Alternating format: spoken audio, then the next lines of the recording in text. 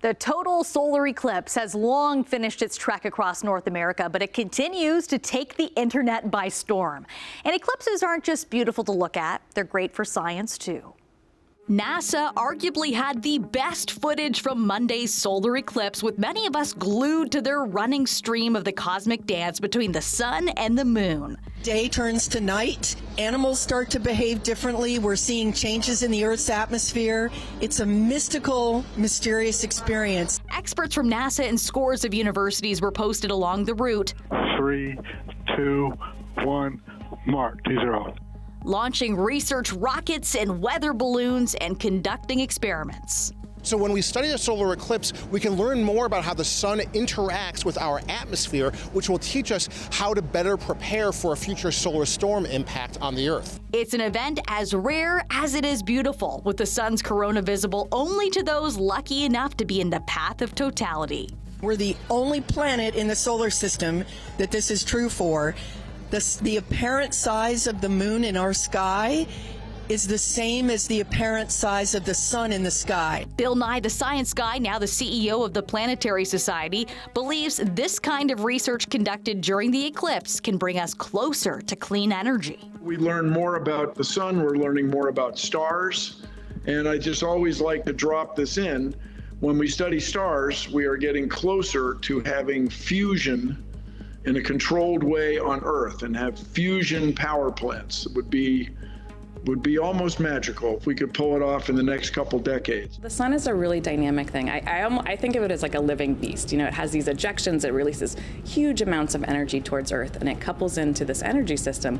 But that energy sometimes can impact spacecraft that we have on orbit. Things like GPS and navigation, which I don't know if you're like me, I rely on my GPS like to get around my neighborhood, otherwise I get lost. And if those systems go down because of activity going on in space, that's a big impact for us here on Earth. So scientists took advantage of those precious 3 to 4 minutes to unlock more clues about our planet and beyond. Better understanding what's happening at the corona at the start of the action helps us to not only model and predict what could happen in the future, but better protect our spacecraft from space weather events and life on Earth, like our power grids and our communication systems. The science, the spectacle, the serenity of the moment, a once-in-a-lifetime event.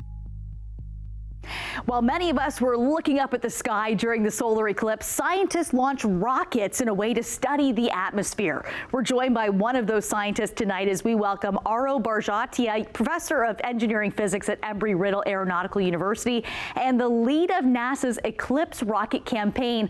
Aaro, that's quite the facility you're in.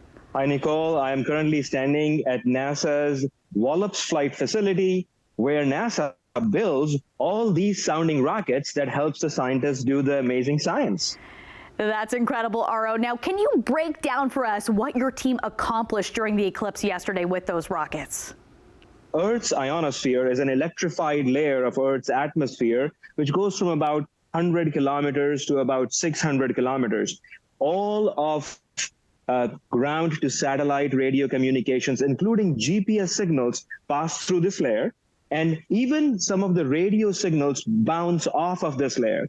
So any disturbances, any perturbations in this layer can impact our radio communications. So this mission, which launched 3 rockets yesterday, was to study how the ionosphere is before the peak local eclipse, at peak local eclipse, and how is it recovering after the peak local eclipse. My understanding is that sounding rockets are capable of collecting a large amount of accurate data in a very short period of time. So have you made any significant observations so far in looking at the data? And so we have learned some new information from last annular eclipse's launches. And what we saw was that the ionosphere was a bit calm right before the eclipse hit. And by the second and the third rocket, we did start seeing perturbations in the ionosphere. And right now we are trying to study exactly what scale those perturbations are and therefore what type of frequencies they could be affecting.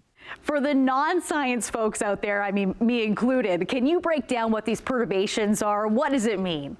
Imagine the pond on a pond or a lake, the surface of a pond or a lake, and there are always those tiny little bit of ripples around it. And that's how, if you collapse the ionosphere into a 2-dimensional layer, that's how the ionosphere typically is. Now, it can have lots of big waves and crashy waves, and it can have, little white caps that can happen.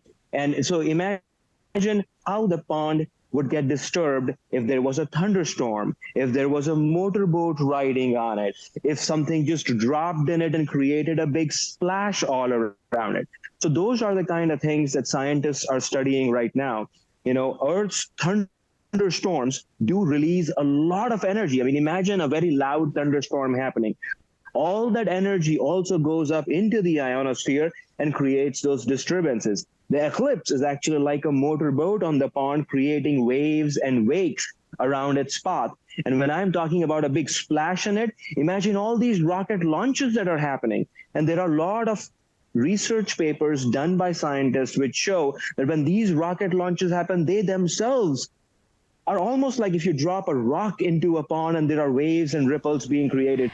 And finally, Aro, why should people be interested in the findings of all of this? Why should we care? That's a very, very important and a perfectly asked question from a taxpayer that funds these kind of missions. We are an increasingly connected society.